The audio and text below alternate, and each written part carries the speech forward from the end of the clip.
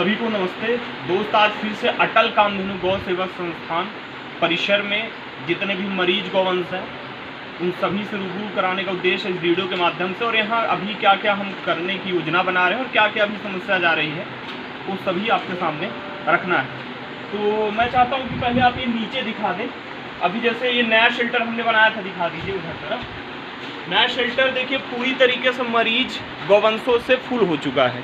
ये एक तरह से हमारा इमरजेंसी वार्ड है जहाँ पे हम जो ज़्यादा घायल गौवंश हैं उन्हें यहाँ पे रखते हैं। तो क्या समस्या जा रही है, अभी जैसे देखिए यहाँ पे नीचे ढलाई रही है, तो ढलाई ना होने के कारण क्या होता है कि जब बारिश हवा के साथ होती है ये पूरा गीला हो जाता है, कीचड़ जैसा हो जाता है। और ये जैसे जो गाय बैल हैं जो उठ नहीं सकते हैं तो उन्हें फिर कीचड़ में रहना पड़ता है। तो हमने छोटा छोटा प्रयास किया है, ये यहाँ पे मैट है।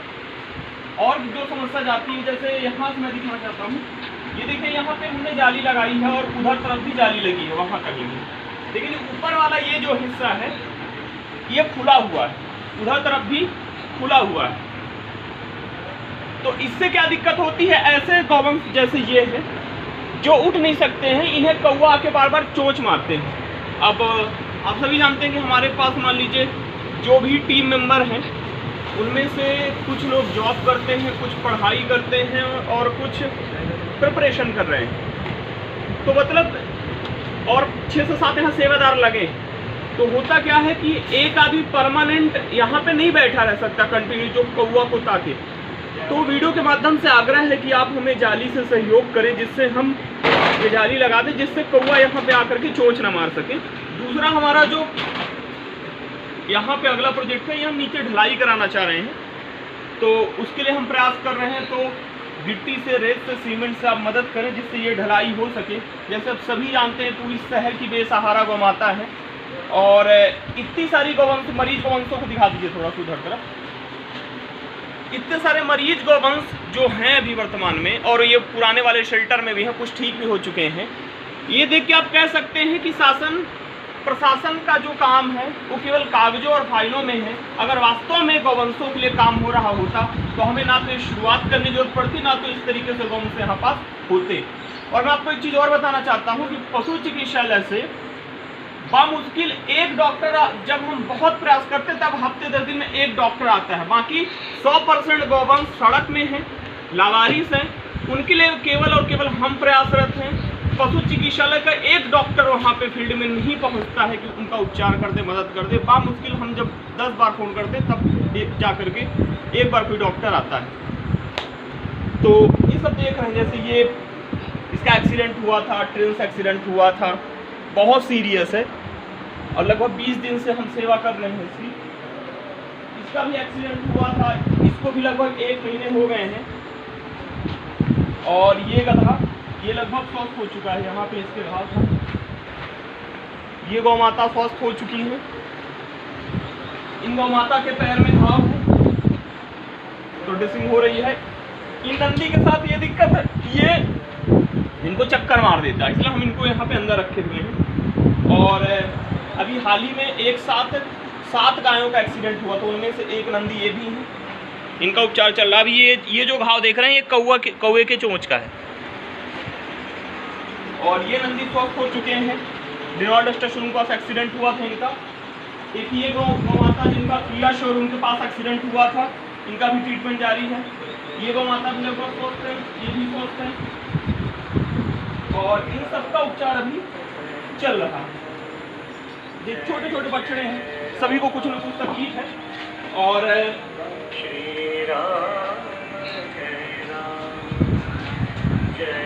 यहाँ पे देखिए जितने हैं सभी को कुछ न कुछ तकलीफ है, जिसकी वजह से इनको यहाँ पे रखा गया है।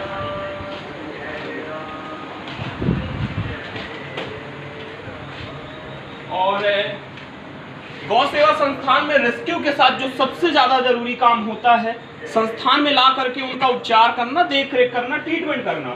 तो ये वो टीम है जो लगातार सुबह शाम ड्रेसिंग करती है, रूटीन चेकअप करती है, हर मरीज गौवंश के पास जाती है, उनका रूटीन चेकअप करती है। और इनमें आशीष नापित जी हैं, आनंद गुप्ता जी हैं, प्रकाश सेन जी हैं और ये हमारे 2 नए छोटे छोटे भाई हैं जो भी अभी सीख रहे हैं। तो ये वो लोग हैं जो लगातार मरीज गौवंशों की ट्रीटमेंट, रूटीन चेकअप का काम करते हैं। और इसके अलावा हम एक और काम करते हैं, हर मरीज गौवंश का रजिस्टर में एंट्री करते हैं और प्रतिदिन उन्हें क्या इलाज दिया गया वो हम मेंटेन करते हैं, जिससे एक डाटाबेस बन सके।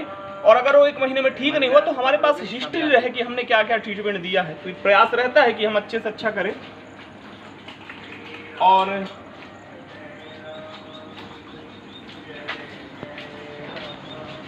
पैर में था, तो मैंने बताया था कि जैसे 7 गौवंशों के एक साथ एक्सीडेंट हुआ था, तो ये 7 गौवंशों में से गौमाता है।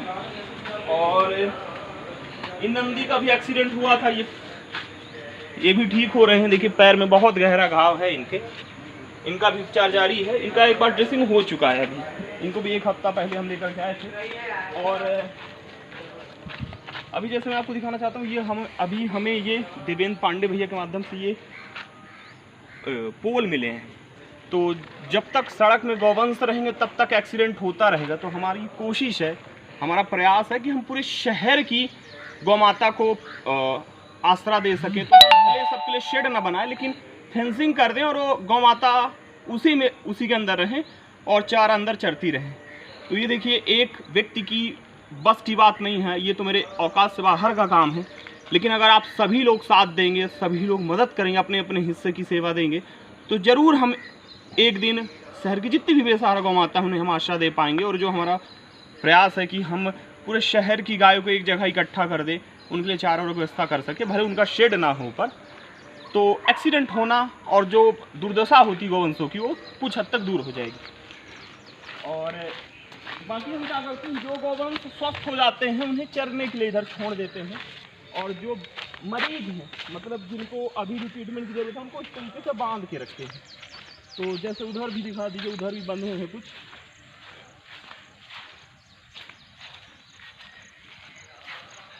और कुछ इधर बंधे हैं, कुछ इधर बंधे हुए हैं।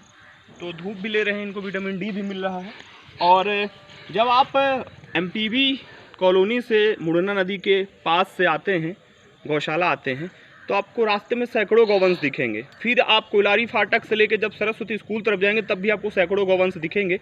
तो जो सड़क में सैकड़ों गौवंश अभी वर्तमान में दिख रहे हैं, ये हमारे ही संस्थान के गौवंश हैं।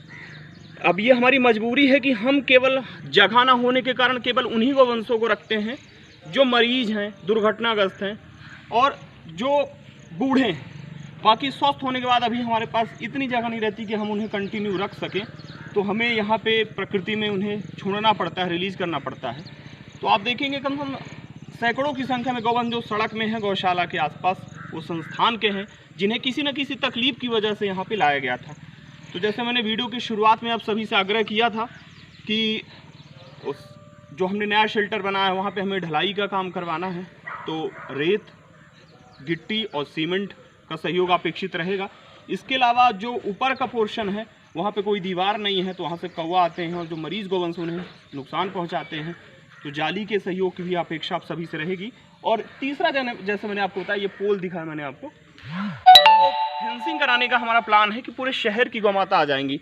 तो उस दिशा में पहला कदम है, जिसमें अभी देवेंद्र पांडे भैया के माध्यम से हमें 40 पोल मिले हैं। तो उम्मीद करता हूँ कि गौ सेवा संस्थान के प्रति प्रेम और स्नेह आप सभी का ऐसे ही बना रहेगा। आप सभी ऐसे ही हमारी संस्थान की मदद करें, जिससे हम अधिक से अधिक जरूरतमंद गौ माता की मदद कर सकें। जय गौ माता, जय गोपाल।